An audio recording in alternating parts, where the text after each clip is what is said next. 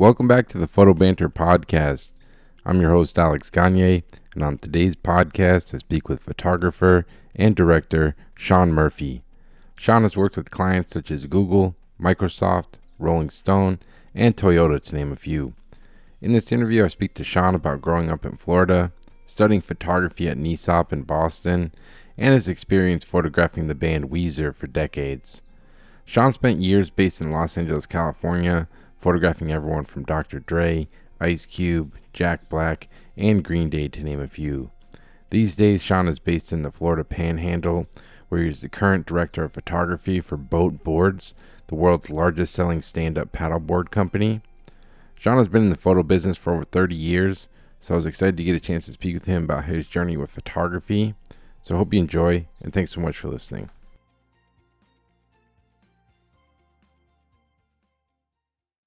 All right. Well, I now welcome on Sean Murphy, man. Excited to talk to you. Man, you got a lot of energy, man. Everyone I talked to, I was talking to Clay Patrick McBride the other day. I told him I was interviewing you, and he's like, "Oh man, buckle up. This is gonna be a good one." So Yeah, those guys that teach that are my friends that I came up with, they'll ask me, "Hey man, can you do a lecture in my class?" They ask me once, yep. and then I do it one time, and they're like, "Maybe that was too much." the bosses get a little too scared, you keep it real, Sean, man. That's right. But yeah, man, like how's it been going? Obviously been a crazy year, but like following you on Instagram, it seems like you guys have still been cooking, shooting a lot of stuff down in Florida and whatnot. But how's things been lately for you? Dude, it has been, man, it's such a loaded question, but I left Los Angeles 2 years ago. Yep. I think exactly.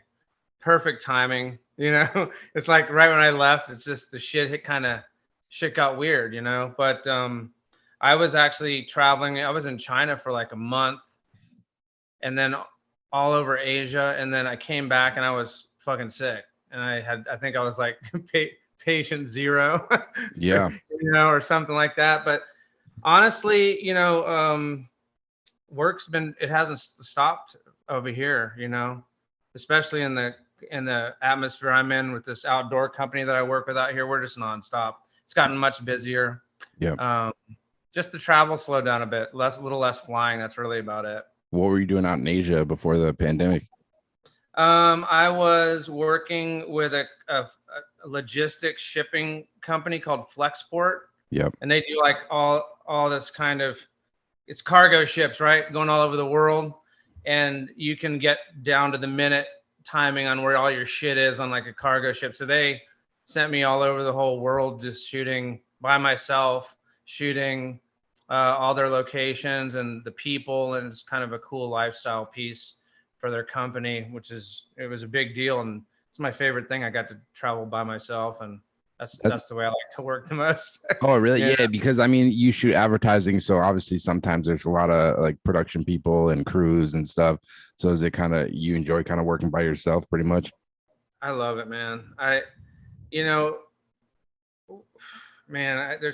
I've had so many lives in this career over the last 25 years, and it's literally been, from shooting, porn to shooting CD album covers and bands and editorial, to then getting it in with Getty Images before they were Getty, and them teaching me how to shoot in an advertising type style, and then moving into advertising, and then kind of, get into it later, but how I met this outdoor brand company that's oddly enough based in the town I grew up in, and all those things that, I learned over the last 20 years came all together for this company, and I'm able to like utilize every experience, and it's amazing.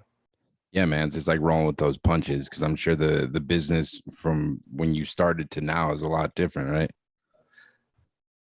Yeah, yes and no. I mean, it's like it's always kind of the same. And the thing first I want to say, what you're doing is, I get so pumped, because if I was in my 20s and there was a podcast or some way of watching listening to all the photographers that you've interviewed, I would get so much. We didn't have that. Yeah. So in a sense, I mean, it is a lot different. We don't have, you know, I can't get on Clubhouse and talk to anybody in the world or listen to your I mean, listen to you've interviewed a lot of my friends, and I've taken trips down memory lane listening to them. Carlos Sorrell is one of my best friends coming up, and Wow. you know, just the path that he and I took, you know, when we were in our 20s, you know, working together every day, like, you know, just coming up. It was just just the hustle. It's still the hustle. You know, you either have it or you don't have it. I mean, everybody takes fucking pretty good pictures,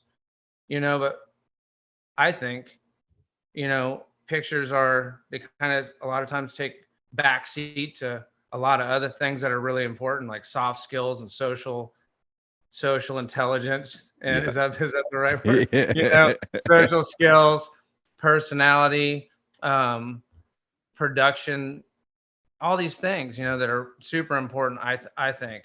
And I really think, you know, it takes zero fucking talent to work hard.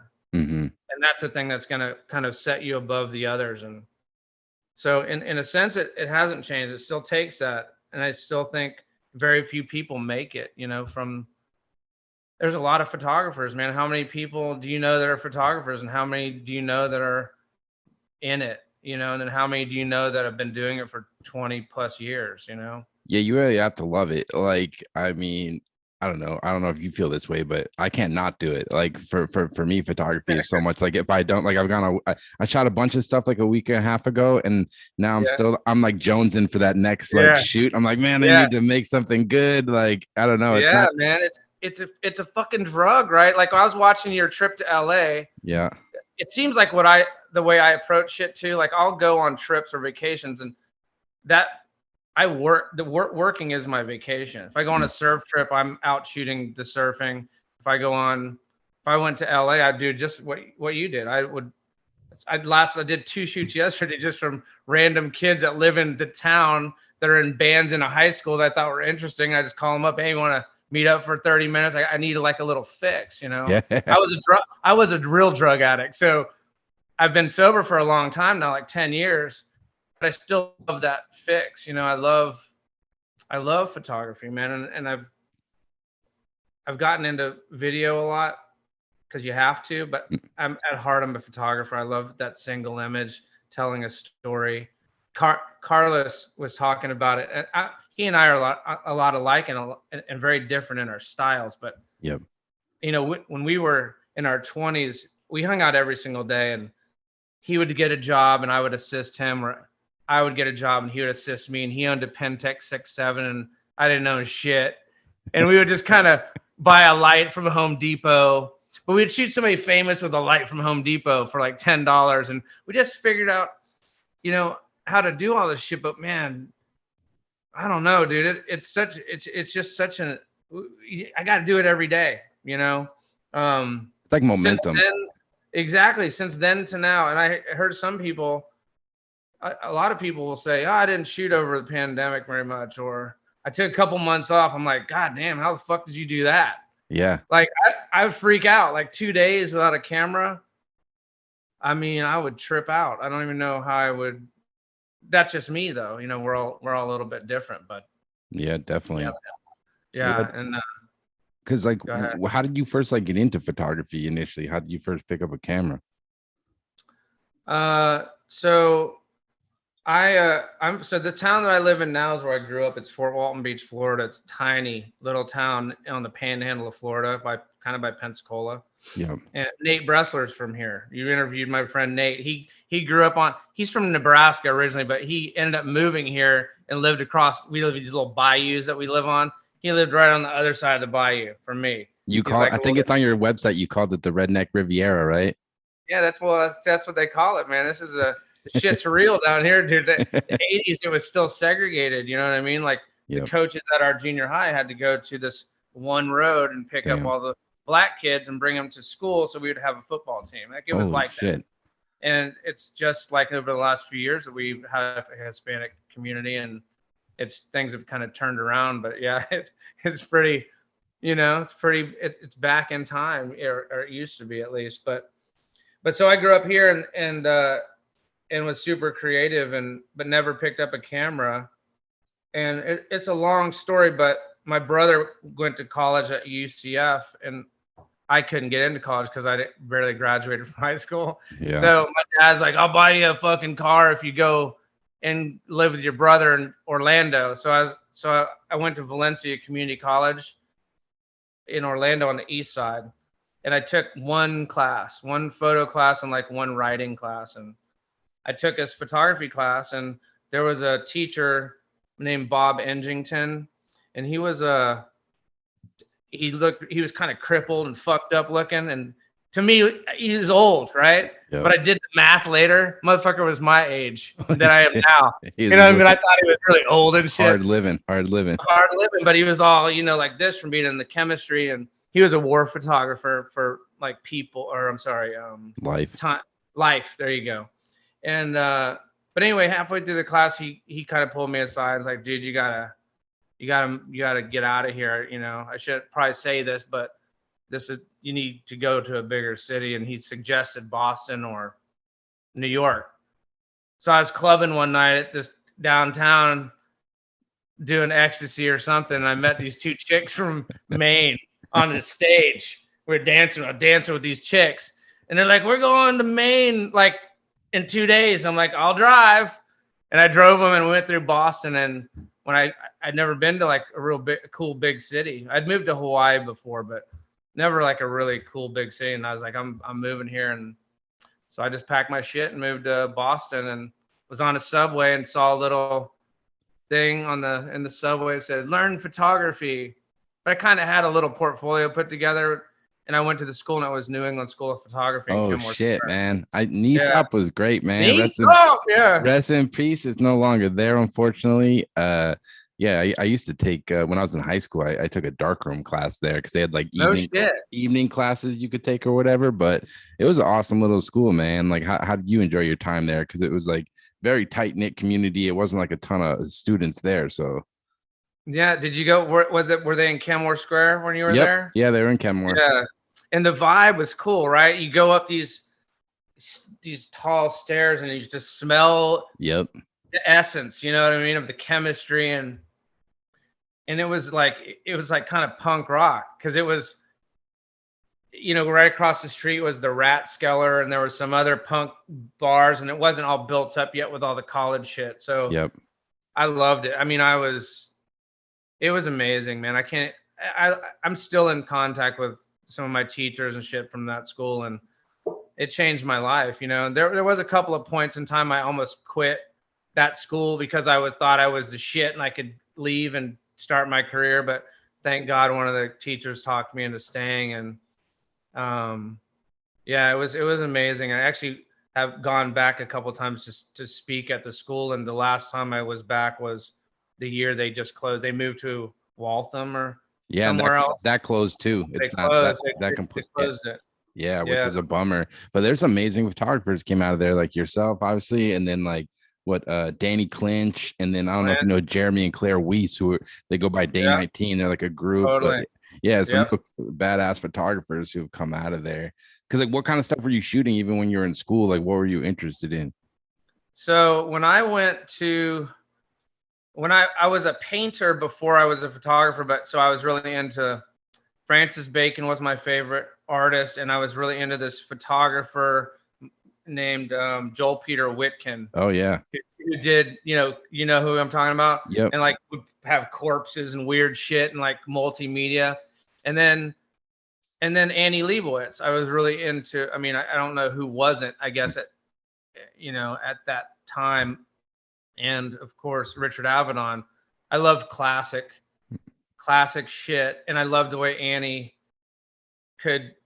I loved music, and I was really involved with the gay community.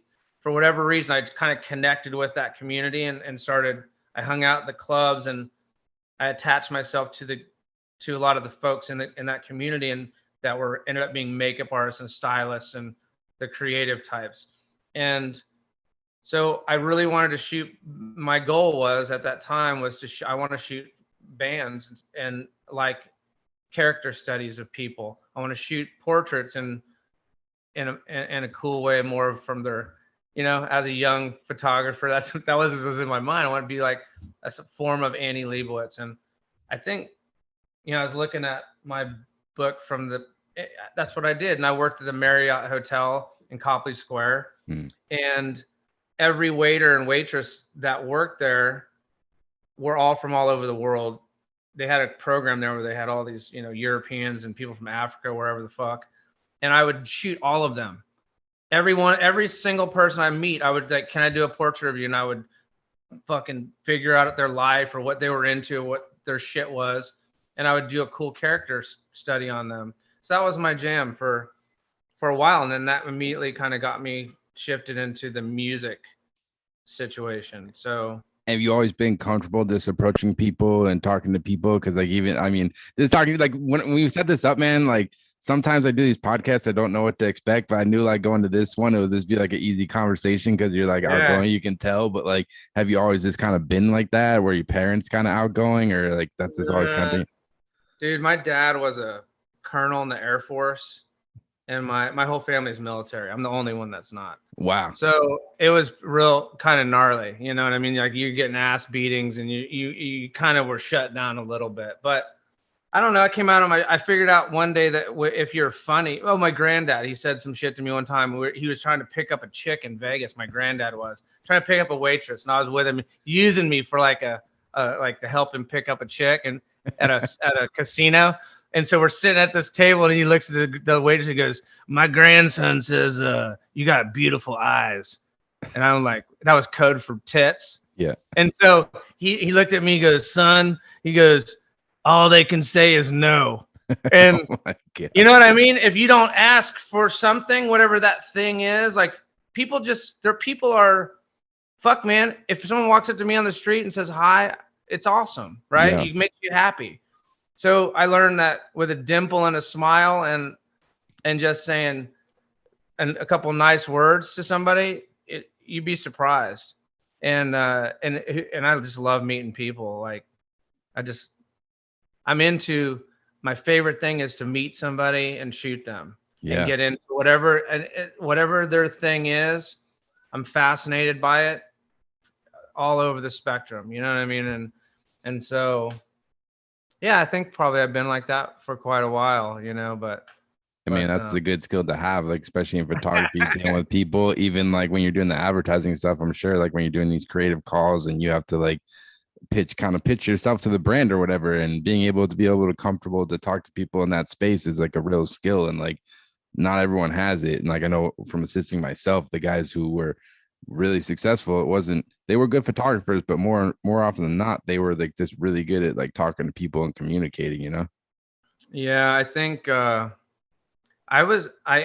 think really I'm good on calls. Mm-hmm. And we all have our pitch, right? Like I'm sure you have your style. Yeah. And certainly like Carlos, like I've heard, I know him extremely well, and I know his world is so much more elaborate than maybe mine would be. But I've been in situations where I've had to, do. Man, I had a call, not just to jump all over the place. I did a job 2 years ago. It was my biggest job ever. And it was directing 6 commercials and doing 6 print ads on the same job. And I was to direct the commercials and shoot the print ads. There's a lot of comping for an Electrify America. Yeah. And we were shooting like electric and gas cars and comping them over and having, it was a fucking nightmare. And I never directed real commercials. Yeah, directed like some videos or some shit. Yeah. But I think people use that word really lightly, like the directing. I'm a director. Like I fucking was like freaked out. I was on master class watching fucking Ron Howard, like just learning some lingo, And then I had to do a call, and I have to talk the talk, and I don't know how I got that job. You know what I mean? But it must have been, you say the right things and the right phrases, and people sense your confidence. And if you're a genuine person, you're confident, and your treatment's on point, and you hit the mark on kind of what they're going for, and they can relate to you on a personal level or whatever, it seems like it kind of gives you the upper hand, you know? Yeah, and then So, yeah, and then at that point, it's like you might not have as much experience, but after that call, it's like now I got to put the team together that can execute the thing that we need to do, and that's like the skill is like putting the team together and making it happen, right? yeah. So, I think I've had my team for decades, the same people, the core people, right? The same producer, the first or second assistant, uh, digital tech, and then you fill in the gaps. Kind of, I just surround myself with, because we're a team, right? It's never. Mm-hmm. I mean, I can't do shit without the rest of the people. And my makeup artist, I have to use the same girl because she smells amazing and she's into spirituality and she's beautiful and she's such a nice person. And anyone that sits in her chair leaves that chair fucking just feeling good. Yeah. And then I use the same assistants because I'm kind of a big personality and I don't need my assistants to be a big personality. Mm-hmm. It's better for me if they're kind of more business and they're making me look good. Mm-hmm. And that works for me. So I have I have a whole, and then the stylist tends to shift depending on the job, whether it's maybe a music job or it's an advertising job, depending on the style, I'll kind of shift between a couple, three people on that. And like you said, like you have a big personality. Do you feel like you ever have to like tone that down with certain clients? Like, is it like reading the room, or you just kind of do you and that's your deal? I don't know.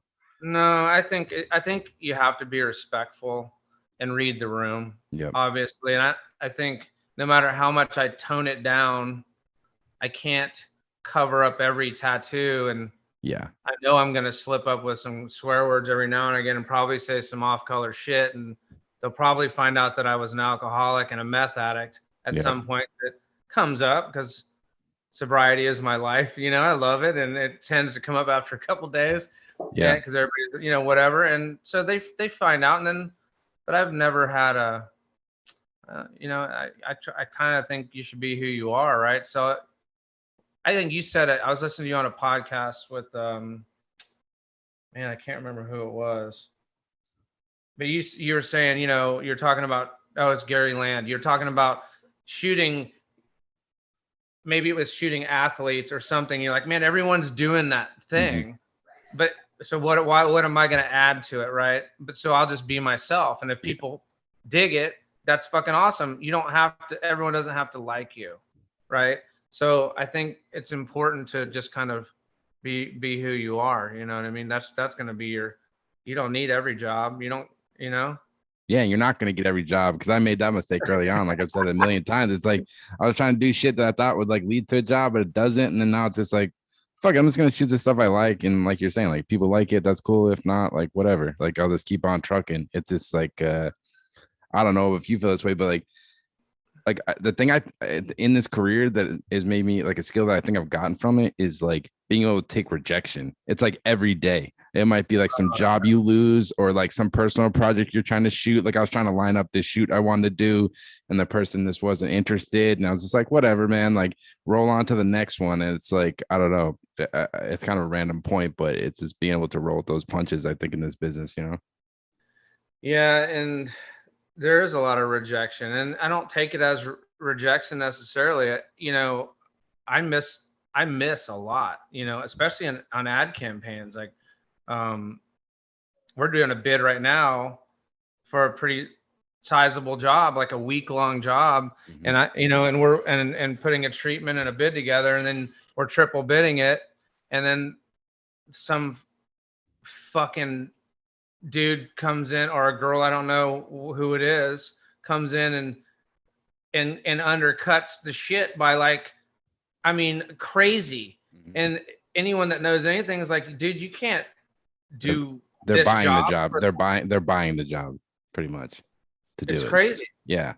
Yeah. So there's a lot that shit frustrates me. But yeah, I mean, if I don't get something, oftentimes mostly when I don't get something better comes along. It's like, fuck, glad I didn't get that thing because this thing came along.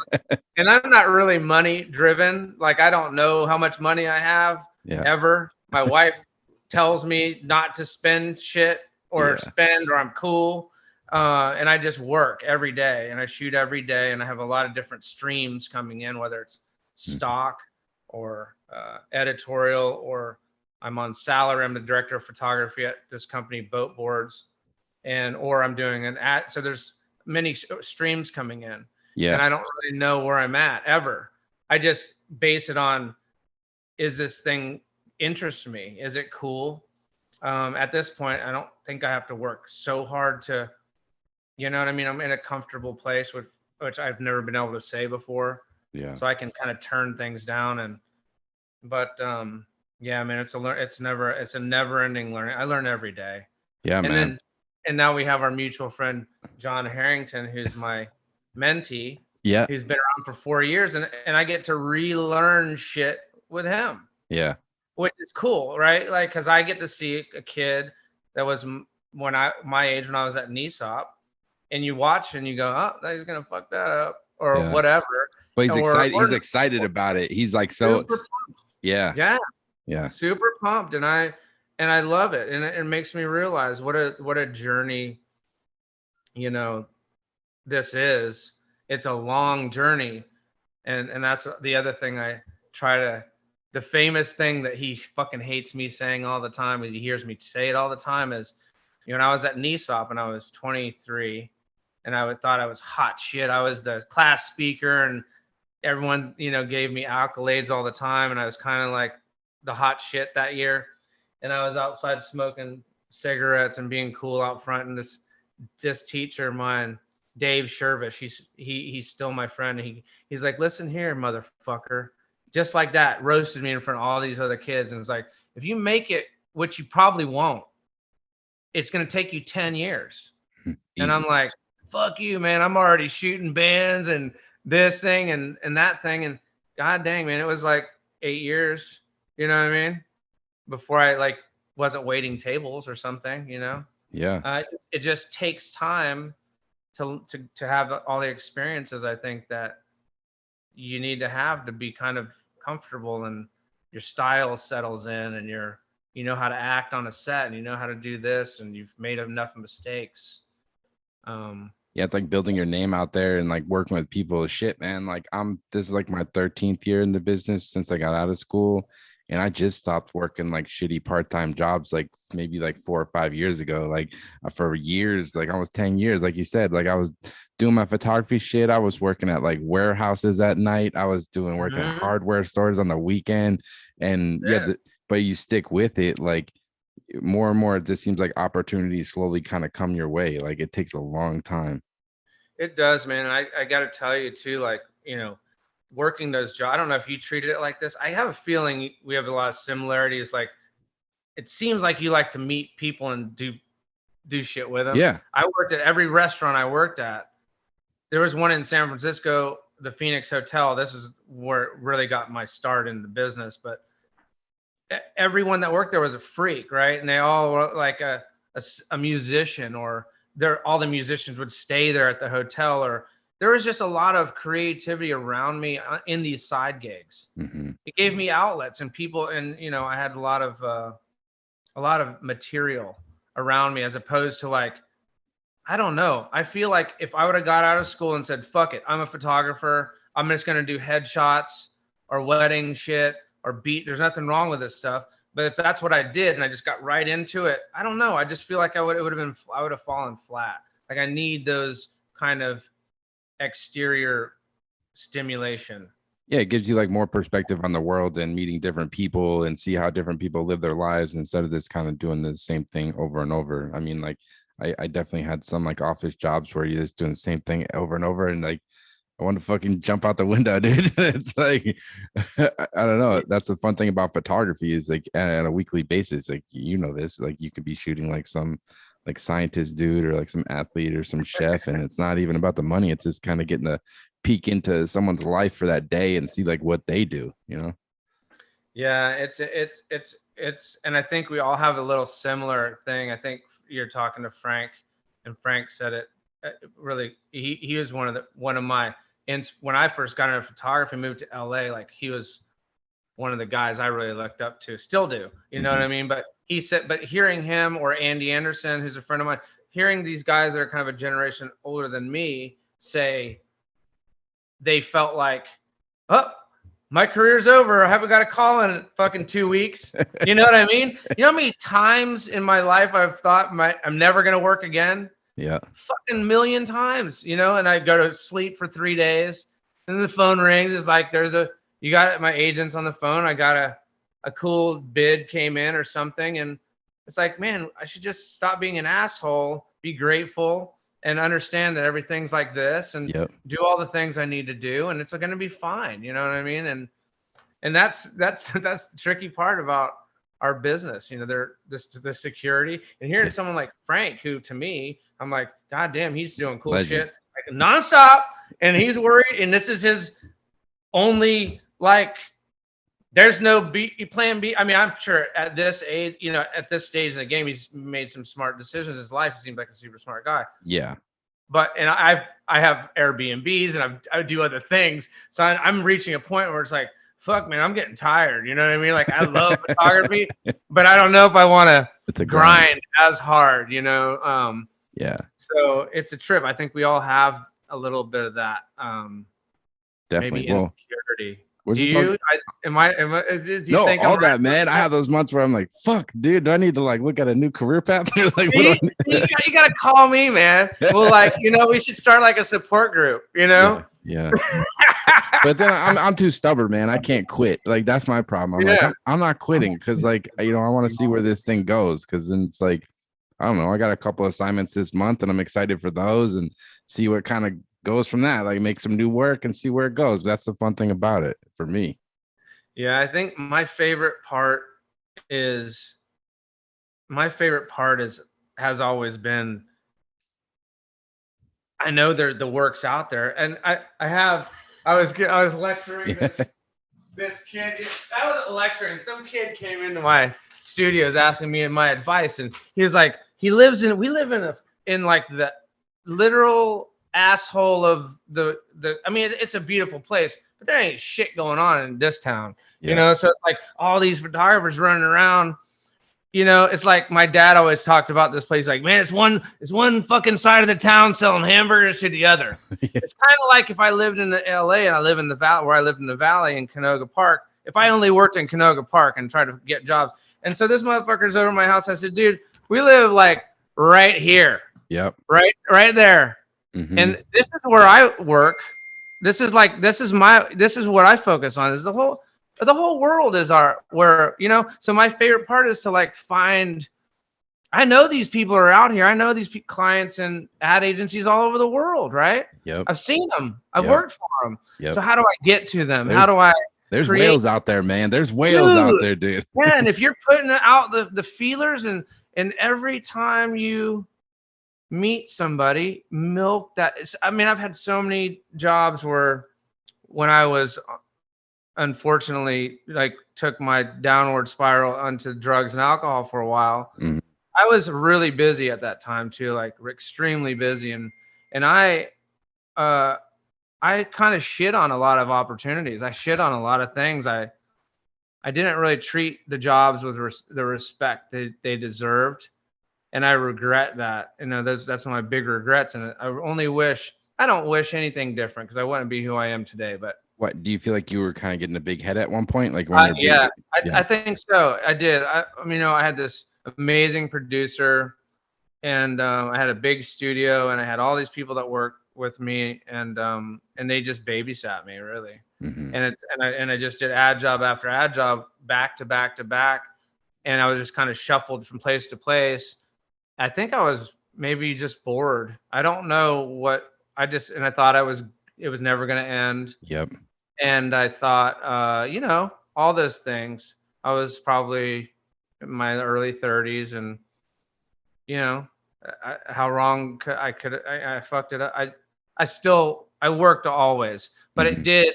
A lot of things went away, man. I got a divorce, and I had a falling out with an agent, and I shifted agents to another one in New York, and everything got weird, and it just was a weird few years. And so I think it's important to really milk relationships and in a genuine way, like treat every job like it's your last.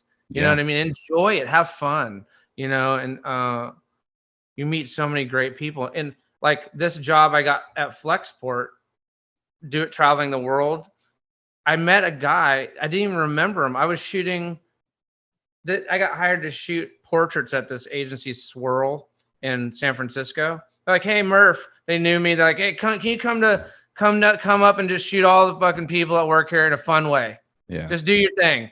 And they cut me loose for like 3 days, and I was shooting all the portraits of these guys and girls. And there's one dude, this guy named Tay, and he was behind a computer somewhere working while I was carrying on doing all my shit. I don't even remember the dude, but he remembered me.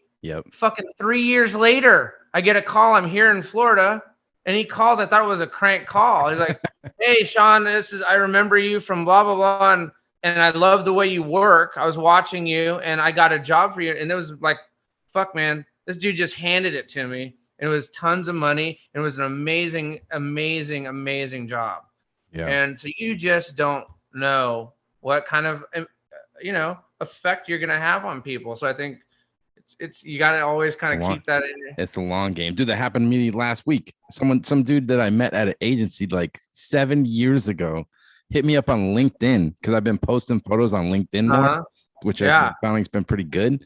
And he hit me up. He's like, hey, do you do like let's I'm like, fuck yeah, dude. He's like, all right, well, I got something for you. He's like, at some pharma company in Boston. I'm like, all right, let's yeah. What? 7 years. It was 7 years ago, but yeah, it's just like, I don't know. You never know where stuff's gonna go down the line. Random thing. I was watching some interview with you when you were starting out. Like, I don't know if it was in New York or where.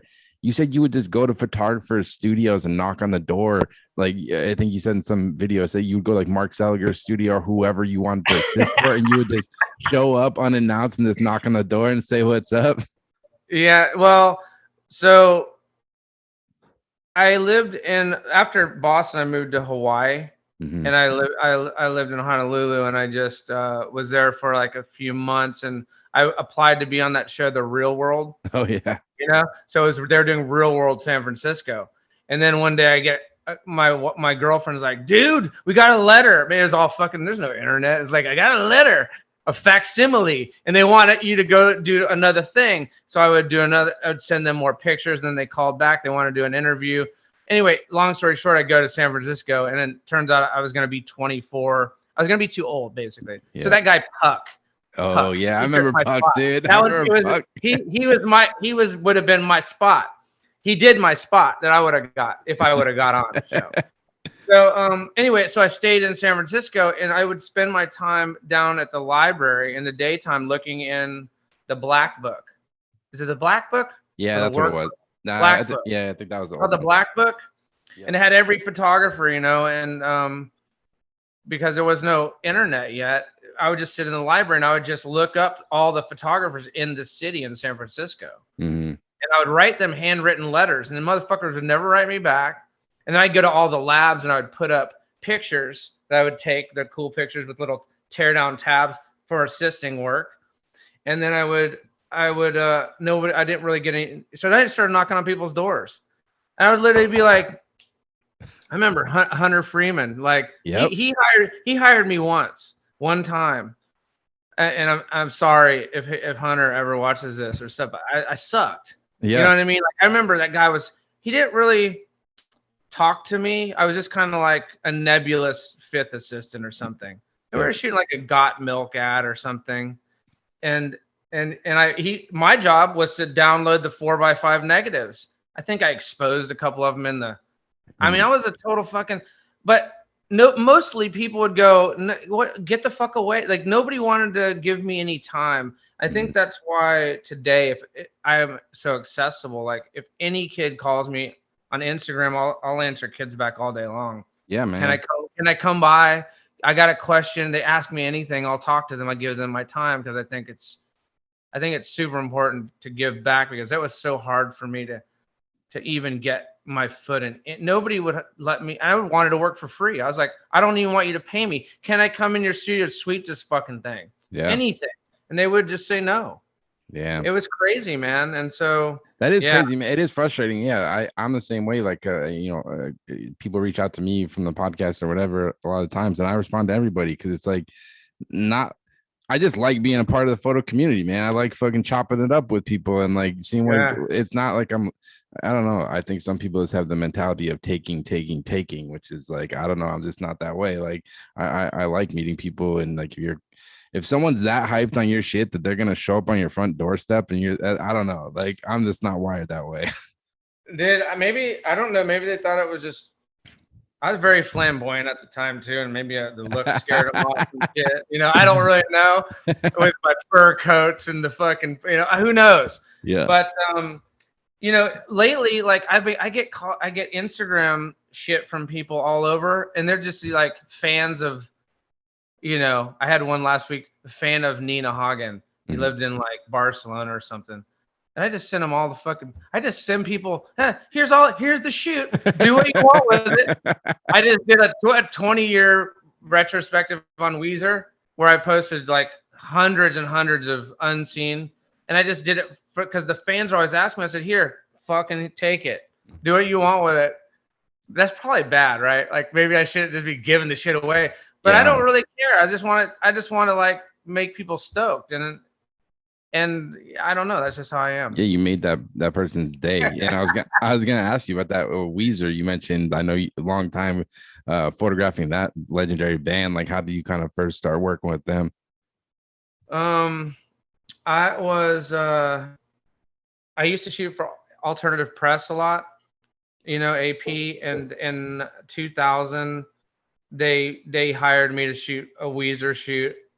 And it was a Space Odyssey theme, and Nate Bressler was my assistant. We were drinking beers out back, and we were like, it'd be funny, man.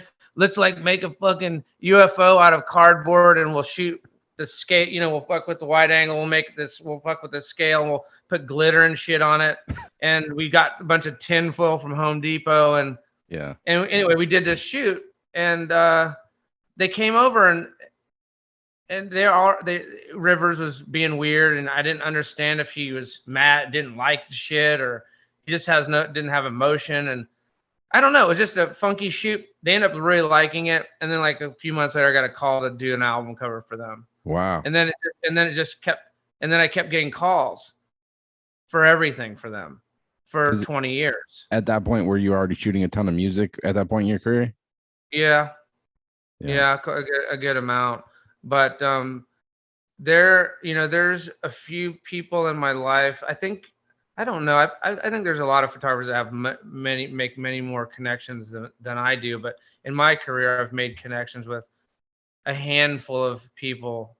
Weezer, and I was talking to them, a couple of the guys yesterday. It's like we're friends. We chat, we text. Maynard from Tool, Jack Black. I mean, there's a few people that we just made a connection, and then we shot for some years, and we became friends. And that happens. Maybe there's an art director that happened with, or a celebrity, or Frank Zappa's kids were my best friends in LA for years and years and years. And you just make connections with people. And for me, it always starts with a photo shoot, and that's probably my favorite thing about photography is like, it's just, I'm getting paid to go meet fucking cool people. Yeah, man. With Weezer, you know what I mean? Yeah, with Weezer, what kind of stuff were you shooting? Like, obviously, you mentioned like album covers. Would you ever like kind of go on tour with them, or like, what kind of stuff would you shoot for them mainly? No, I never went on tour. It was mainly so they do a lot of albums. I don't know how many I've shot. Many of them. I don't even know, but they would call and Rivers or somebody from the label would call and say, "Oh, there's an album coming out," and then it seems like every time this is how it would go. I would go through my album collection. My album collection was given to me by Stuart Copeland from the Police because I helped him move. I helped him and his brother Ian move, and they saw how into the albums I was, and they gave me the collection. Anyway, I got this cool collection. So I would look through albums and I'd pull albums that inspired me based on color tone of something from the producers in the late 70s, or this album, or the fucking Warriors soundtrack, or whatever the thing was. And I would just pull that album and I would scan it, and then I would mock up, some pages about tone, and I would do another page, compositions, then do another page, concept, like this concept of this album is going to be, we're going to be, every shot's going to have something to do with, we're in some kind of gang, whether it be like the Warriors, or boxers, or you know what I mean. So every album had its theme, and then I would go to Rivers. We'd have a meeting, and I'd have all these pages, and he is like, I always felt nervous around him, even though as long as I've known him, he's the one I'm not as. He's a really great guy, but he just seems like he's thinking all the time. And I'll show him, and I'll go, here's what I'm thinking. Boom. Here's the tones. Here's my inspiration. I love these poses. I love this lighting. I like da da da. And he would just go, okay, cool, let's do it.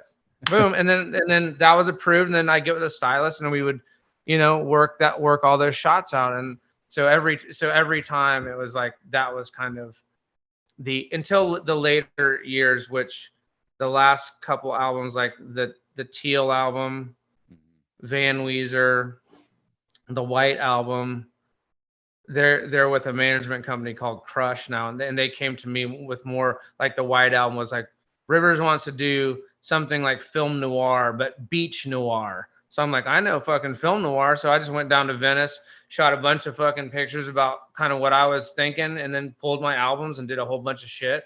Turned it all black and white, and then did the same pitch. And he's like, fuck yeah. And then the album cover ended up being something that was a little unplanned. It's like, we were out on the beach kind of thinking about this, and then there's a couple sitting next to a lifeguard stand, and I see a guy down the way with a fucking metal detector, and we just pay the dude the metal detector $20 to come stand over here for 5 seconds.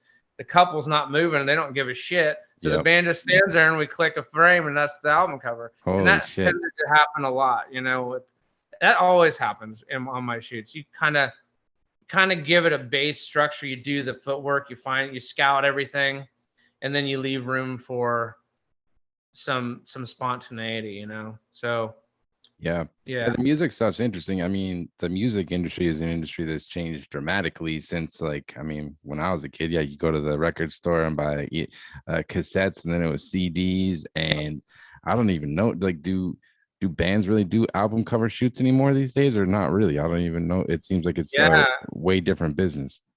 Yeah, I think it's back, man. Like, I feel like I'm not in the music game very much anymore. Like, I shoot some musicians, but not a lot, And so I feel like, albums are big, and like the Weezer ones they're all on vinyl. It's fucking cool. Everyone's buying vinyl. It seems like, I may be wrong.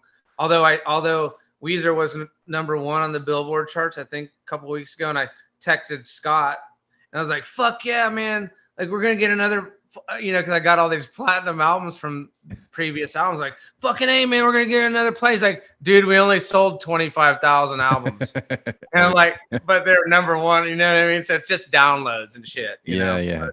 No, it's funny. But, yeah, you've gotten to photograph a lot of amazing musicians. And one photograph, I didn't even know you took it. And then when I was researching for this, you have a really great portrait of Dr. Dre. It was a great portrait. I was just kind of curious what the backstory with that shoot was. So, man, how do I phrase this? I used to shoot a lot of hip hop, a lot of rappers for a period of time, and then I got really frustrated with it, and I vowed never to do it again because it just was too much work for me. What were you frustrated with? Just the way that, because I was taking shit real seriously, and I was on time, and I put a lot of effort into a lot of these shoots, and people were late all the time, and they didn't really want me. That they would come and see me, and they're like, "What's this surfer motherfucker doing here?"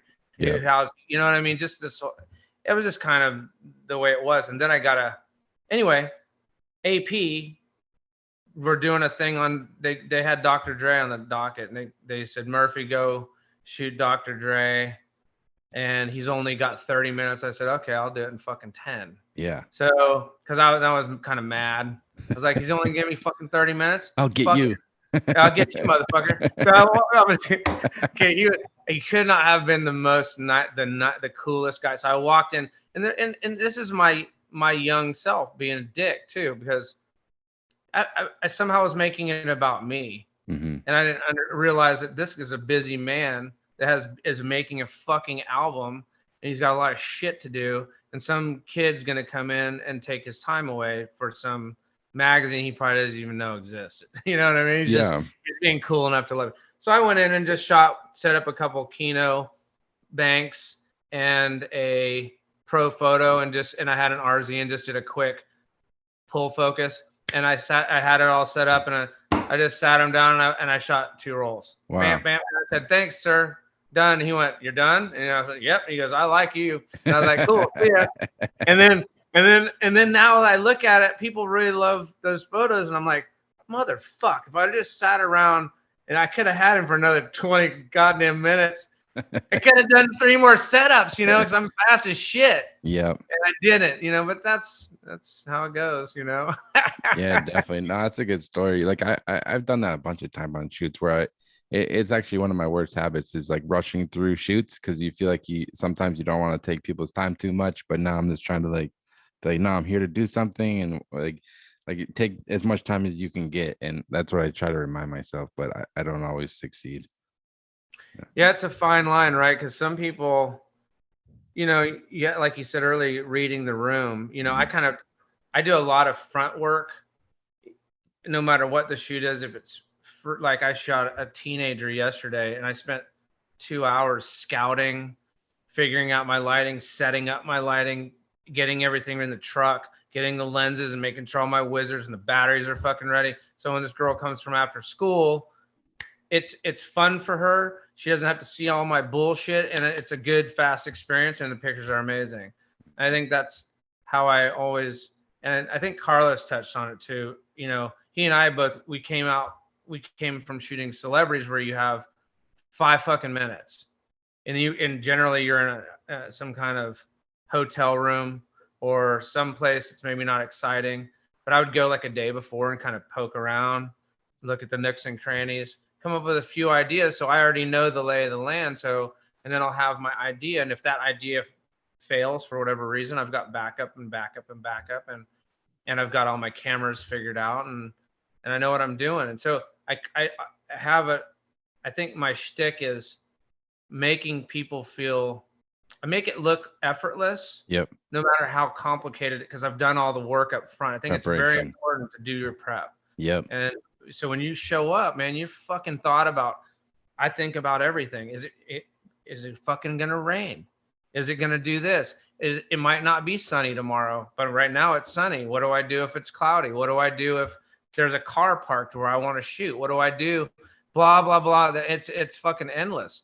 So and then I always have a list, before I show up to everything, so I don't forget, because I'm in a hurry. Yep. And I may forget one of those cool ideas. So I've got like multiple exposure, this thing, a silhouette, a blah blah blah, blah blah. I don't want to do whatever the thing is. And I've got them in a row, and I just kind of do a checklist.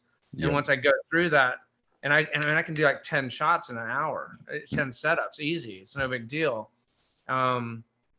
Anyway, that's kind of my approach on it, and I think it's super important to be prepared, and it also shows respect to whoever you're shooting, and it gives them a good experience, because they don't want to see you fucking sweating, stressing out, your shit's not working, your ideas. Like I remember starting out, and like I didn't know lighting that well, so it's like I would scope out some spot in Boston maybe, and the light's hitting this wall, and it's bouncing off perfect at 4 o'clock, and it's hitting this window, and it looks amazing. Then you show up the next day, and it's fucking cloudy, and I'm like, oh fuck, what do I do? Fucked. I'm done. I don't know what to do. I don't know how to recover. And whoever you're shooting's like, dude, are you all right? Like, what the fuck? Yeah. So it's like it's a dance. It's a show. I love watching photographers work. I remember in my in LA in my early days David LaChapelle was when he was the shit. He's still the shit, but when he was like, Yep. he was everywhere. My makeup artist was working for him, and he's like, "Hey, man," and I said, "Can I just come watch? I just want to watch how he handles his crowd, man. That's so cool." And I went to this fucking warehouse, and there was a plain fuselage. They're doing a Camel. I think it was Camel cigarettes or some shit. Yep. It was a plain fuselage, and he had all these characters all wearing beige. Everything was monochromatic for this thing. Fat ladies with big, you know how he does. Everything's over the top. Big. I'm like, David's not here. Everybody's running around. Fucking people are sitting in their places. The assistants are framed up. They got lighting going all down the fuselage. It's all lit up. Shooting on a Mamiya 645. Fucking Polaroid sitting on the back of the camera. Fucking limo pulls up. A limo. David, yeah, a town car. Okay. He gets out. He's in like gym clothes, like he'd been at the gym or some shit. Hey, and he just runs straight to the back of the camera, pulls the Polaroid and goes, you move there, and you move there, and the somebody whispers some shit in his ear. He's like, "Oh, we'll fix that in post." Yeah. And then ba-boonk, like, and he shoots for like, I don't know, 15 minutes, and he fucking gets back in his car and leaves. I'm like, wow. That was crazy, man. Another planet, dude. Another planet. But I love watching, and watching people like Clay McBride, Scott F. Shafe's one of my best friends too. Amazing. And he's lighting. Dude, insane. I call him like, and people always come to me like, think I know. God damn, you must know everything at this point. You're 52 and you've been doing this shit for 30 years. Dude, I study. I'm like, Scott, I got to shoot portraits of some fucking fishermen, and yep. I really want this look. What do you suggest? And he walks me through it, man, because he's an amazing teacher, and he shoots in a different way, and he just operates differently. He's just like a technician, so technical in his lighting. Like, I don't know if you saw his portraits he was doing of like prisoners like in jail.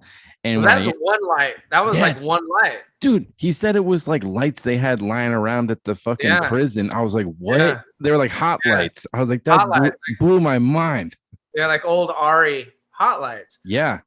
But he would rig me up with like, which I still use. Like, he's like, get this, and he will walk me through it. And I'll do the same thing with Clay. Clay is a master too, but in a different way. He's, and then there's, everyone's got their that's stuff. The thing. Everyone has their strengths, and like people come to you for advice on certain things, I'm sure. And then like, it's like, I feel like every job you get, it's like you're just trying to like figure it out. Like, obviously you have experience, and some things are similar, but every job's so different and calls for different stuff, and you just gotta like figure it out. And that's when that kind of man, you hit the nail on the head. I think the thing in what's different, I think, from me to a lot of people is that I do everything. Mm-hmm. So it's like, fuck, he's shooting surfing, and I was shooting fishing all day today on paddle boards out in the fucking swamps. Yep.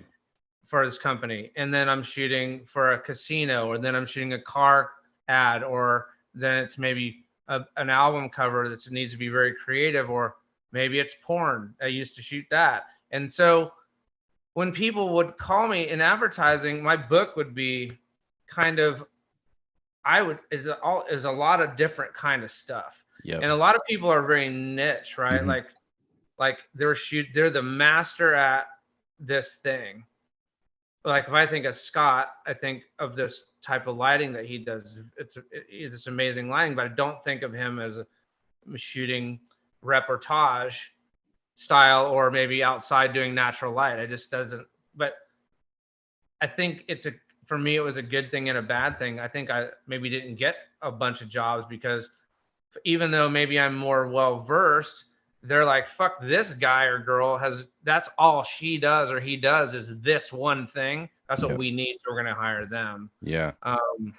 So it's tricky, man, but I prefer to do everything, you know? Nah, it makes it fun. I'm kind of the same way. Like I like doing studio portraits, but then I'll do like some like documentary stuff. But I don't know. It's just I think you can do all of it, but it's just a matter of like trying to figure out how to like edit your work in like a cohesive way, which is like the hardest thing, like trying to not put a portfolio together or a website. But I mean, looking at your stuff, it's different, but it all still kind of has the same like touch to it. It doesn't seem out of place. It still makes sense, you know? I appreciate that. There were at one point I think I had 3 portfolios. It was a surf, like a surf light, because I shot a lot for surf brands, like a surf portfolio, and then there was a music portfolio, and then there was like an advertising portfolio. And I went over to Radical Media, and Michael Ash over at Radical looked at these 3 books, and he's like, "Fuck this." First he goes, he took me. He goes, "You want to be with Radical?" I was like, "Oh, fucking yes, please," because they're the shit. Yeah, they did And great. They did great like documentaries and stuff. Really good stuff. the shit, man. So then he took all 3 of my books and he goes, "Go away, leave them with me, and I'm gonna make one fucking book out of it." I was like, "You can't." I was freaked out. I was like, "There's no way you can do that," you know. But I came back to New York over a period of time, and he had put it all in one book, and it looked amazing. He would put fucking music, but he turned something black and white, that was color, which toned down whatever that process I had, that tone I had going on, and then he'd put it next to like a really simple picture of maybe a kid or something, and then a double page of a car in the desert next to, you know what I mean? And it all like made sense. I was like, God, man, that's such a talent. And then that opened my eyes. And then I thought, yeah, of course, man. Like it's a picture is a picture. An image is, you know, you can connect everything by composition or tone. Doesn't really matter what the subject matter is. Yeah. Oh, that excited me. I thought that was pretty cool, man. That is dope. And speaking on like reps, because this is a conversation I have with so many photographers. Like, what's your opinion on reps these days? Like, do you think you need to have a rep to be like a successful photographer? Like, I don't know if you work with reps before, but I guess what's your take these days? I've had a rep since I was 25, and I don't have one now as of 2 years ago since I moved to Florida. Yep. And I think they really helped me in the beginning through my whole career, really, because, you know, I didn't know how to. They open a lot of doors that you might not be able to open for one. If you get the right rep, because I had one really good. I was with Fox Creative. Yep. Clay and I were at Fox Creative together, and ended up having a falling out with one of the reps there. But that I gotta say that they were the best reps I've ever had, because they got me, and they just understood, and we were a family, and they just knew me in and out, and they knew my work, and they knew how to pitch me, and they knew where to put me. They also knew, you know, a good rep will also know how to. You know, they know how to bid you. They want the most for you, but they're not an asshole. You know, they're not. I don't know how to say this in a good way. I've had some reps where the client will later come to me and go, you know, you almost lost that job. Your rep almost lost you that job because they're really pushy. Yep. And they, you know, they weren't hearing us. We agreed on something, and they're now trying to layer on more shit, whatever. And I'm like, I just want to do the fucking job, you know? So then the client will Facebook message me and go, dude, we're trying to give you this fucking job, and your rep's trying to ruin it for you. Yep. So I think the short answer is, I think if you get the right rep, man, it's magical. Like Carlos talked about it. You know, he's had the same rep forever and ever and ever and ever. And you know, I think that you help each other, you know, and when I'm with a rep and we're firing on all cylinders, like they're giving me advice or helping. I remember my rep Paige at Fox Creative, I would be at her apartment on a weekend. We'd lay all my work out on her apartment floor, and we'd stand around. These are my best memories. And we would put up my new book together, and then we would get ready for me going to New York and doing shows or whatever. I mean, and that's a cool rep. You know what I mean? Someone that spends that kind of time with you, and and then I've had reps that just think you're going to make them money, and they don't really spend the time to nurture you. They're like, Sean's already making money. We'll just put him on our roster and we'll take his 25% and not really fuck with them that much. They work more with the younger photographers, and I just kind of sit in the background and do my thing, you know? So yeah, it's tough. No, it's interesting. I personally never had a rep, but it is from talking to so many people, it's just like, yeah, you got to find the right person you match with and trust, I guess. But yeah, it's definitely, I think it's important. I mean, it's like another arm, someone working for your business and helping you get out there. So there's pluses and minuses, I guess. You know, I found that also works really well if you can kind of find the right person. Is the way I've got it set up now is I have a girl in my studio, and she's really smart, and she's great on the phone, and she knows how to do shit, and she really does the busy work that the rep used to do, right? She does mailers for me, and she works on, you know, helping me get my shit together and keep, you know what I mean, working on website or whatever the thing is. And then I don't have to pay all the money, and I don't know. I feel a little more free. Yeah. You know, now. But I think at this point too, I think where you're at, I think you could probably call anybody. They would help you with, I think a lot of photographers can. I think a lot of people are open with their information. And if like you had a question, you could call on anybody and go, hey man, what do you think about this bid? What should I do with this? And they would help you. And yeah, definitely, for sure. You know. And so what do you think about, like, is it hard for you to keep up with, like, what's your day to day? Like, is it really hard to like balance that getting work and shooting, and then getting the shoots and then wrapping the shoots and doing all the things you got going on? I mean, I kind of got down like I don't have anything I'm shooting next week, and then the week after that too. This week's just kind of down week, so it's just more like outreach, like all that stuff I shot in LA. I've been putting that like in a PDF and sending that to people, editors I know and stuff, and trying to do that. But I don't know. Yeah, sometimes it's hard to keep it going, like the marketing stuff, because you know, you get busy just with shooting and the production of organizing shoots, that arm of like reaching out to people and marketing. You can't do everything in one day. So I could definitely see the advantage of having a rep who's only doing that on the days, because I don't mind doing the marketing. I actually like it. Like pre-pandemic, I would go down to New York, show my book as much as I could or whatever, and I enjoyed it. I know some photographers hate that part of the business, but I don't. But like, yeah, sometimes you're busy and you just can't do that stuff. So I guess that's the only struggle, I guess. Well, when you were in LA, that's the only time I missed LA since I've left, by the way, watching you there. Because I was like, fuck, when I left, I was like, I didn't even think about it ever. It's like I never was there. And I was there for 26 years, and I moved to Florida, and I never thought about LA again, except two of my sons live there, and I miss them a lot. But what when you were there, like, who's your, you don't have to say your favorite, but like, you shot a lot of cool people in different kind of styles too. Like, yeah, I like the way you're doing different lighting, and some are natural light, beautiful natural light stuff, and some really lit. Like, yeah, kind of, what was your highlight over there? I mean, I've always just been a big fan of Esteban Oriol, who I just had on the podcast. He's just a rad dude, because I mean, I've always just respected his work, because he's never switched up anything. Like, he just shoots Canon AE1 film, still does like all film, does the same thing. And I don't know, he's just a rad dude, and he's very like he's open. Like, anybody reaches out to him, he'll help people out, similar to the way you do. So that was cool, and we got to go in his sauna. Like, we did like 60. He has a sauna in his. Yeah, it was fucking rad, dude. I never been. So rad, dude. Yeah, I was jealous. I used to live right down from Cartoon's place. Yep. In that little spot that they talk about on their show, and I would shoot Cartoon sometime, you know, for a couple magazines, and I remember he would be there around in that space. Yep. I didn't know him though, but he's a fucking, you know, definitely a power.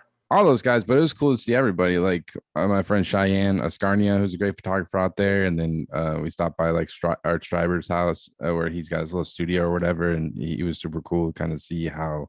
I mean, that guy, his organization is fucking crazy, dude. Like it's like I wish I was that organized. Like you go where his gear closet is, all his stuff. It's like bonkers, dude. Like I gotta get my. Isn't it interesting to see? You know, we like my space is very me. Yep. It's very, I think it's organized, but it's set up. Everyone has a setup.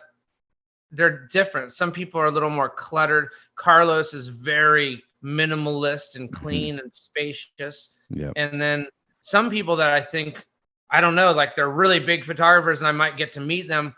I go in their apartments just fucking cluttered. And I'm like, how do you, what? They're like working on a little laptop, but they're creating things, huge jobs. And I'm like, so everyone kind of has different, the way they, just different ways of working. I'm super interested in that. Yeah, and I thought for like art's like obviously super organized, and like I thought like, do I need to be like that? But then kind of getting to shoot, then going to shoot, like getting to meet with all these different people and go to their houses and see where they live or their studios. You get to see how they do their business. It's like I realized like you're saying, everyone has their own way. There's not a right way or wrong way. It's just kind of like everyone's different.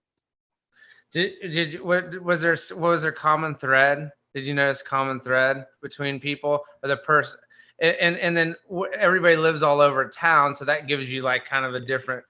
It's a weird spot, man. We're like everybody, it's just a trippy. Yeah, LA was. If you're in Venice or the wet or like downtown or the valley where I lived, it's very fucking different. Yeah, LA is wild. I mean, I've been there a bunch of times before, but yeah, it was the first time I've been there in a while, man. It was just crazy to see like the homeless fucking problem out there it's terrible, man. I don't know how they're gonna help those people out, but it was like, even because I hadn't been there since the pandemic, so like a year and a half, and like even in that time it got way worse, which was brutal. Yeah, my ex-wife is actually, she's driving here. She did. I left LA 2 years ago. And now, like, she's bought a house a mile from me. Her and her boyfriend are moving here.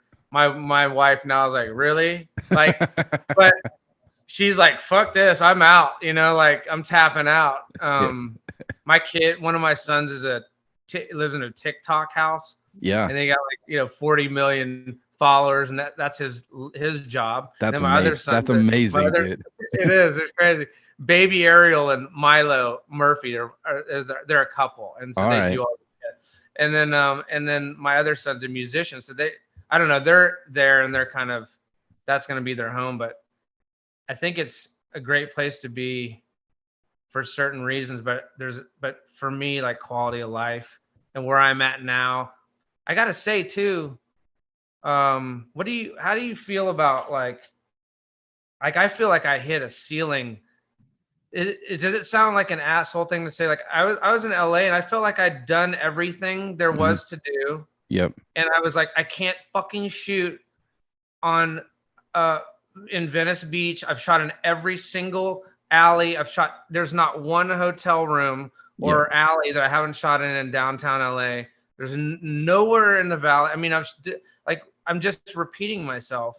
And like, do I want to be that older photographer that's just, fuck, man, there's one more fucking just clinging on to like the same shit over and over? Or is there another act? Like, oh, that's why I came here, I think. It was scary, but do you feel that way about? I feel like I would imagine like the stuff that you were really excited about in photography when you started is different than what you're excited about photographically now. Like I'm sure when you first started shooting like some famous band or celebrity was really fun and exciting, but I don't know, maybe do you feel like the stuff that you're interested in photographing now is different than what got you excited before? I don't think so. No? Like I still like instead of shooting a famous musician, I shot a 16-year-old kid yesterday who's like this punker chick. Yeah. But she, to me, it's just as exciting for me. I still love that, but I don't know, but I'm in a different, I don't think I could be here as a young photographer because there's nothing here for a young photographer. I think it's important to be engulf yourself in a city or space where there's a lot of things going on. You can pick off jobs. You can be surrounded by peers and people doing shit, like whether it's LA, San Francisco, Atlanta, Boston, Portland. I mean, there's a shit ton of cities, So Yep. I don't know, but I kind of struggle with that a little bit. I'm super happy, but at the same time, there's my old lady. What's up? But yeah, I wonder about other. I don't know. I'm curious. Like, do you ever feel like, maybe I've been in Boston for a certain amount of time, or are you super happy, or am I just unsatisfied with things and I need constant change? I don't know. Yeah, I don't know. Well, I live in like a cool spot. Like, yeah, I've never wanted to live in New York. I never wanted to live in LA. Like, I like going out and visiting there. Good thing about New York, it's only like 3.5 hour drive. It's like I'm going there tomorrow to shoot some stuff. But I kind of like this being in my own zone. Like, I live like an hour outside of Boston, like in a small town. It's kind of chill. Like, I don't know. Like, I don't think I would want to be around all those people all the time. Like, I don't know. But that's just me. I'm kind of like pretty low key.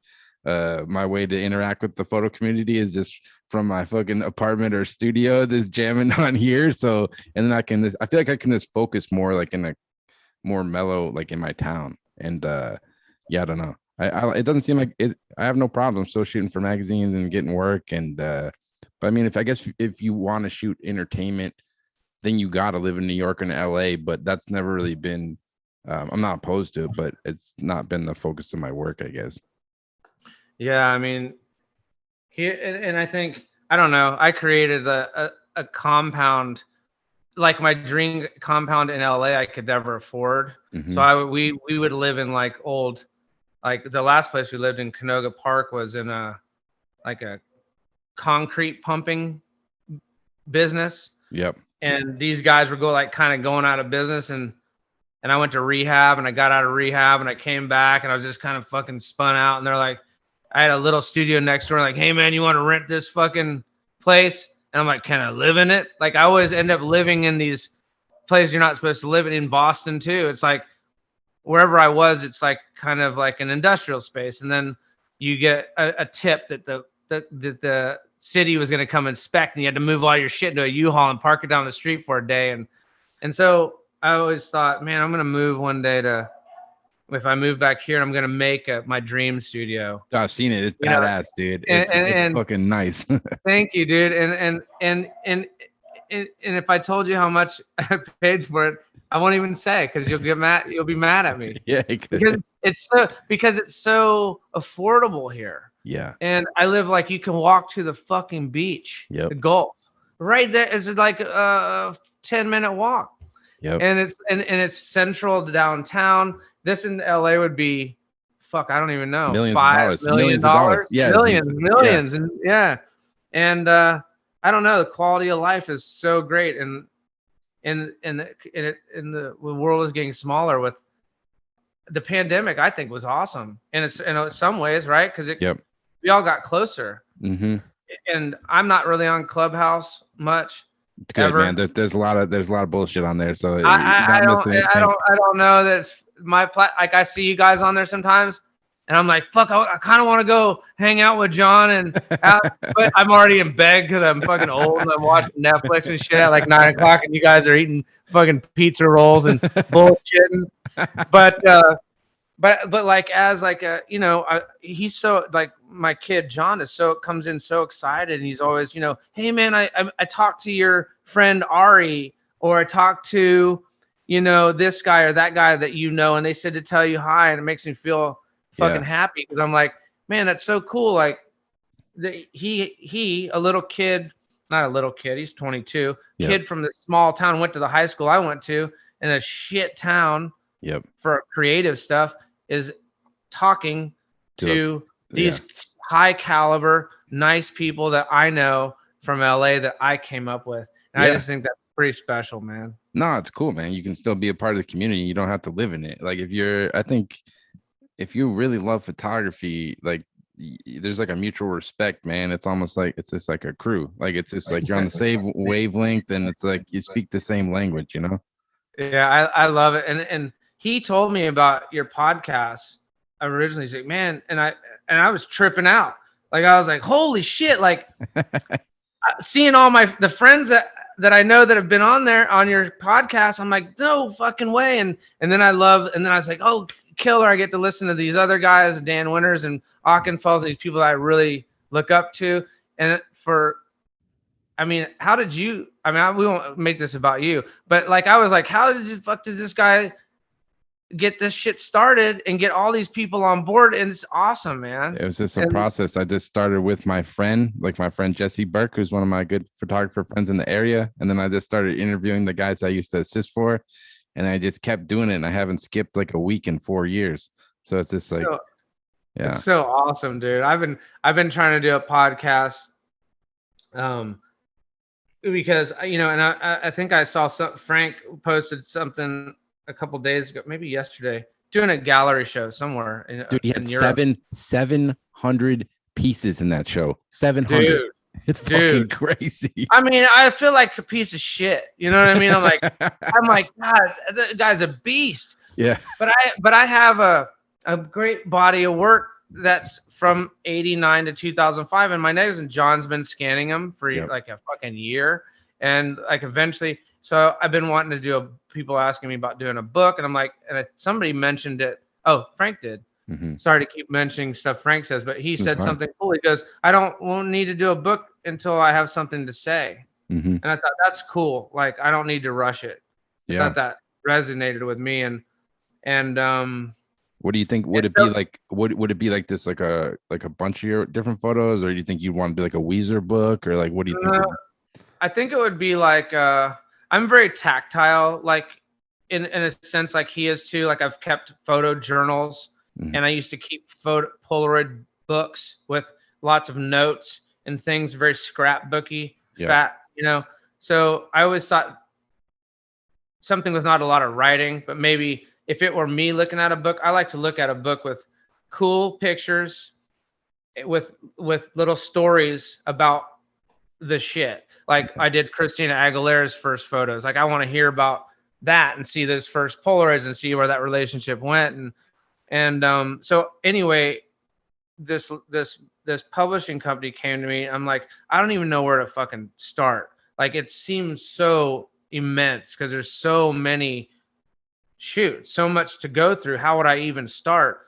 And so they're like, why don't you start a podcast and just talk about a story about on a shoot? Because every story on especially from that period of time, it was like there's always drugs, there's always crazy shit going on. I'm hanging out with a band for 3 days in their apartment, and we're doing fucking weird shit, and then we're getting amazing photos, and that story behind that shoot. And so we started a podcast, but I'm not like I can't. I'm like, trying to do one a week is a lot of work, man. Like to put, like, we'll do this, but then you're gonna probably spend, I don't know how long it takes you to like take this and put it together, but that shit's a lot of work, man. Yeah, mine are pretty bare. Mine are pretty bare bones. So I don't edit any of it. I just cut at the beginning. Yeah, to edit it takes me like 45 minutes or something. So not too bad. But yeah, it is the research and the guests. That's what takes a lot of time. So it definitely is an investment of your time. But it's cool talking to people. I know you mentioned you were like a drug addict and like alcoholic, and being around those bands and stuff. Because I know myself, man, I'm an alcoholic myself. I stopped drinking 7 years ago.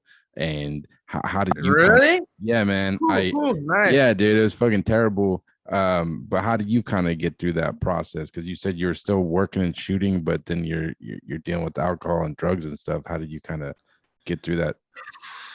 Man, 1998, I had, I don't know how it was for you, but for me, like I was a binge drinker and a cocaine user in my younger years, but I would go off the fucking rails, dude. Like, you just reminded me of a cool fucking story. The alcohol was a good thing in my life, but a friend of mine, Amit Zappa, said, I really respected him and his family. They're really good to me, and they're really nice people, and they didn't drink and they didn't do drugs. Mm-hmm. And he came to me and he's like, dude, I fucking hate you when you drink. I fucking hate you when you Yeah. drink. And I was like, man, I gotta. And then my other friend, Steve Stickler. Have you ever heard of Steven Stickler? He passed away Sounds about familiar. 3 years ago. He was one of my best friends, and he, legendary music photographer. Check out his work. Mm-hmm. He passed away from cancer about 3 years ago, but he took me to my first AA meeting. I remember he picked me up from my shitty house in the valley.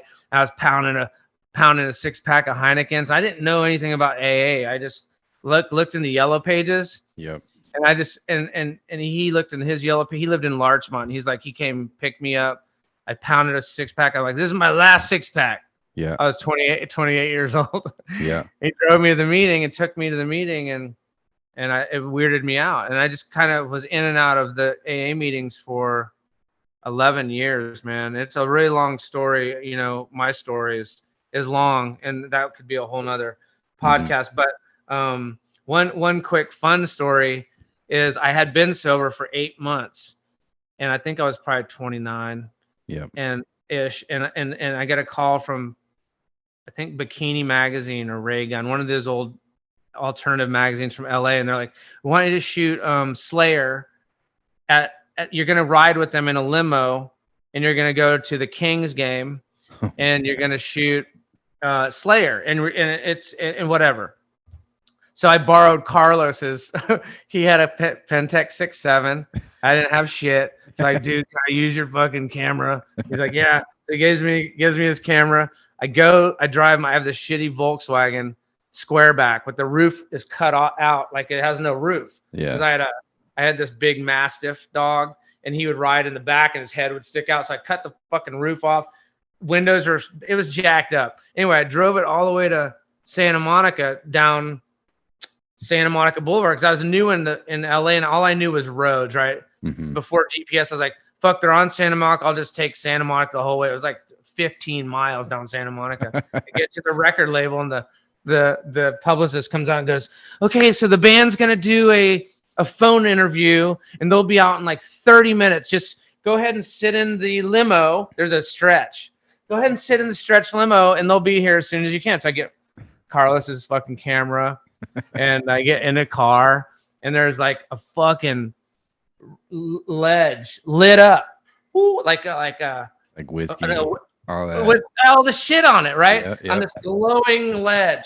But I was into vodka, and I was like, that was my jam. So there's a bottle of Absolute, and it was not even open. It was brand new. And I stared at that motherfucker for like 20 minutes. I was like, oh, no, fucking don't. Yeah. Don't. Yep. And I was sweating and shit, dude. And I was like, fuck it. And I just chugged like a third of the bottle. Holy shit. Right there. Boom. And then the band came out, and I somehow made it to the Kings game.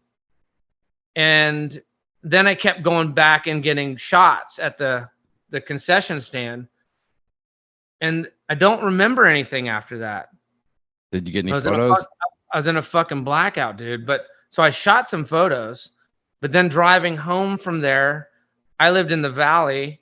So I have to drive Santa Monica to Laurel Canyon, go through Laurel Canyon, and I was on the other side of Laurel Canyon. So in my mind, it was like, it's just one turn. Mm-hmm. Just fucking one left, and I can get home. So I'm driving through West Hollywood, and I pass out, and all of a sudden, I don't have shoes on.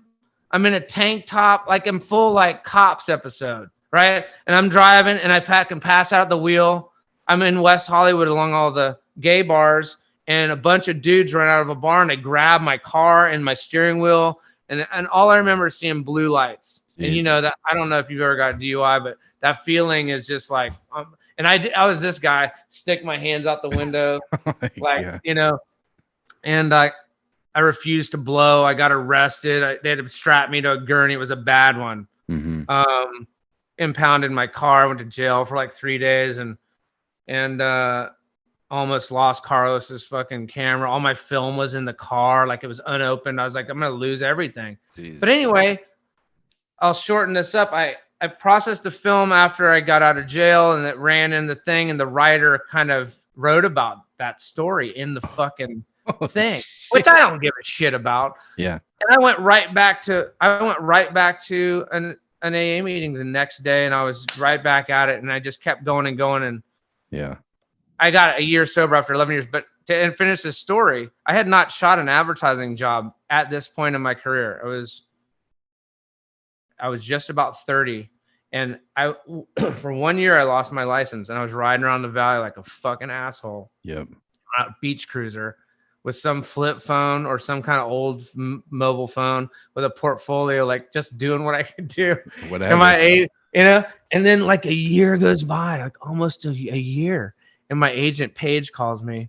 She goes, "Dude, you're not gonna fucking believe this." And I go, "What?" She goes, "An agency in Austin, Texas called today. It was the Super Bowl is coming up. They're like, this art director's in a fucking hair salon. She sees the magazine and sees a shot of, and when I shot a shot of Slayer, the Kings had scored, and the whole crowd jumped up like this. Yeah. And I had it a little slow with a shutter speed, and I panned up, so everything was a little blurred, but they were in focus. And they're like, "We want to do that for the Super Bowl campaign for Visa. Can he redo this shot?" And I was like, I got my first fucking ad campaign from my DUI, and I got the job. Wild. And I bought this fucking Rolex, bro. Off that hey, man, it shows you can turn your life around, man. Turn it around, man. But hey, but then 1 year. So then with that money, I didn't even make that much. I can't remember. I'm making shit up. Maybe it was 15 grand or some shit. Yep. I bought this Rolex, and I bought a 1970 turquoise F100 short bed truck because I thought that's always wanted one. I bought it, had a big fucking glass ball fucking shifter and shit.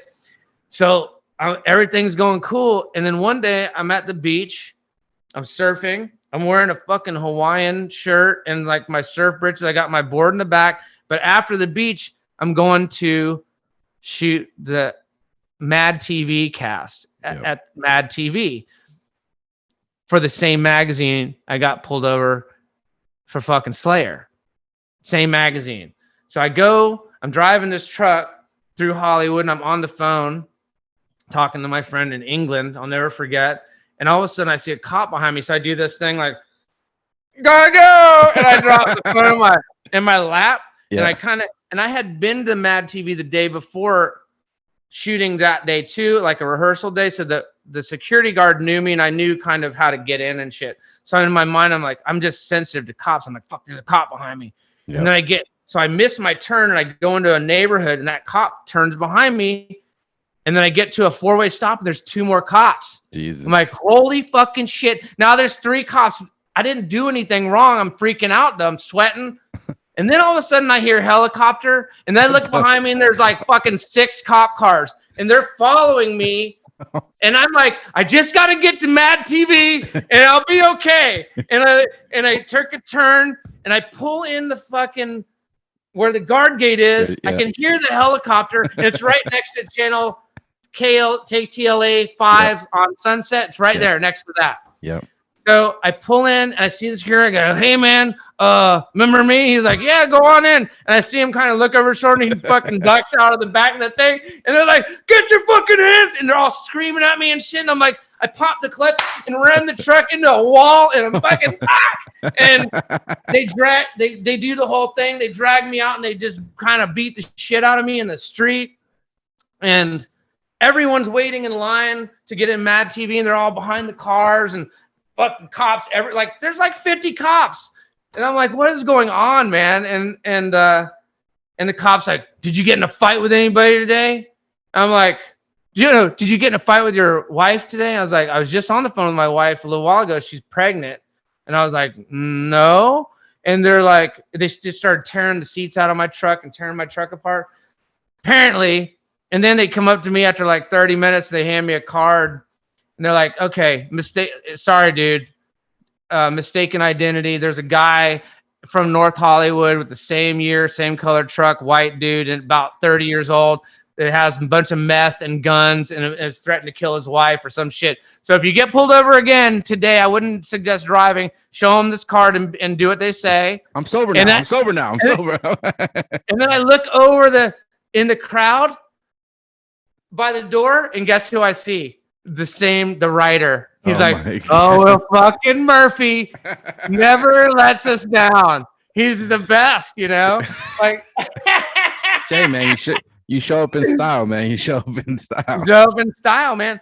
And so I'll let you go in a minute. I know we've been talking forever, but where I'm at now and how sobriety, also another thing that happened was I went to rehab in our hometown in 2008, and I got out. And I was super fucking spun out, and I was hanging out at a engraving shop that my friend owned. And these couple comes in, and they need some stickers made because they made this paddleboard. And my friend's like, "You got to meet this dude, Sean, man. He lives in LA, and they own a paddleboard company. They just started one, and whatever." And I said hi to him, and didn't think much of it. And then I went back to LA, and I came back about 6 months later, and then they had opened up a little shop. And my friend that was working at the engraving shop is now working at their shop. And I was bored, and I was always looking for I was looking for something to do. And the owner of the company, I said, "Hey man, can I take your picture?" Like you. Like, I just want to do a fucking cool. I was like, what you're doing sounds fucking cool. Can I take your picture, like shaping a board? Like, let's do some shit. And he's like, "Why?" And I was like, "I don't know, it'd be cool." But he let me, and I shot his picture. And then I come back again.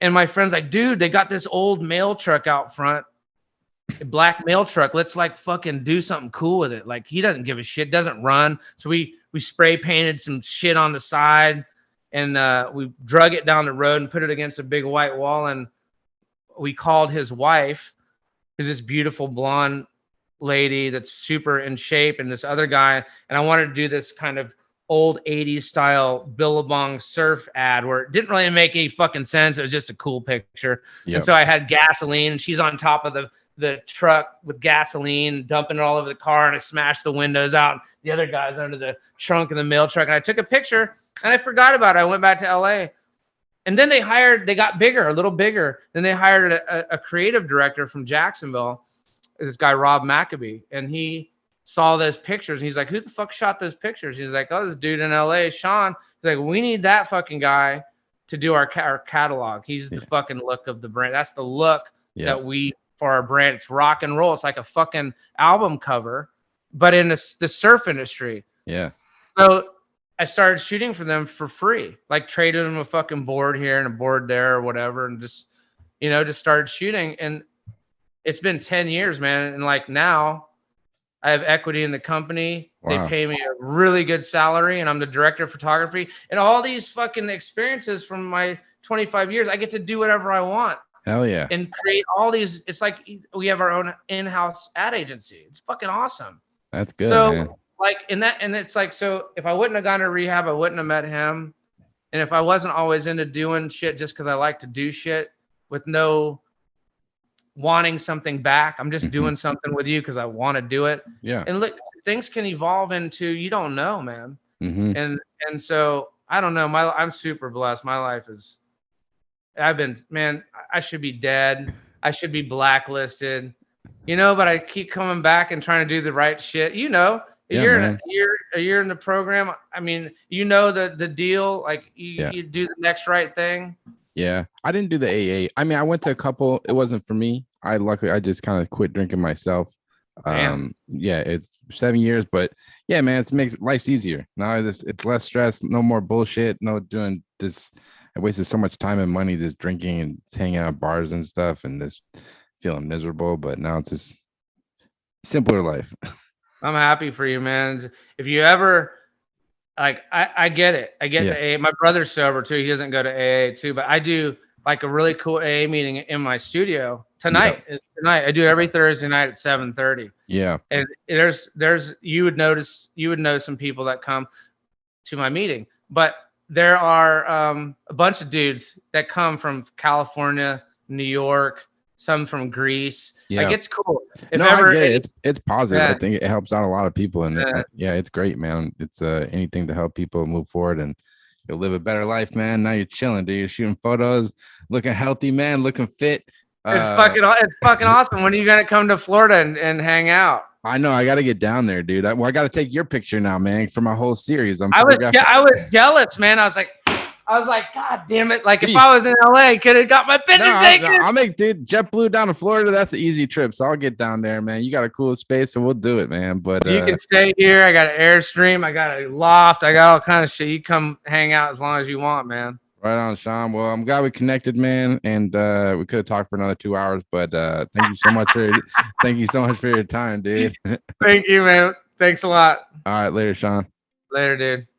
So there you have it. That was the Sean Murphy interview. Just want to thank Sean so much for taking the time to come on the podcast. It was a real pleasure talking to him about his work and his journey with photography. He's done a lot and just a really unique guy. He's got a lot of energy. He's always shooting photos and directing video projects. So really hyped I got a chance to speak with him. Can't thank him enough. Definitely go check out Sean's work at SeanMurphyPhoto.com, as well as definitely go give him a follow on Instagram at MurphyPhoto. I'll put all the links in the descriptions, but you can go check him out. And as always, I'll be having weekly podcasts every week on Apple Podcasts, Spotify, as well as the Photo Banter YouTube page.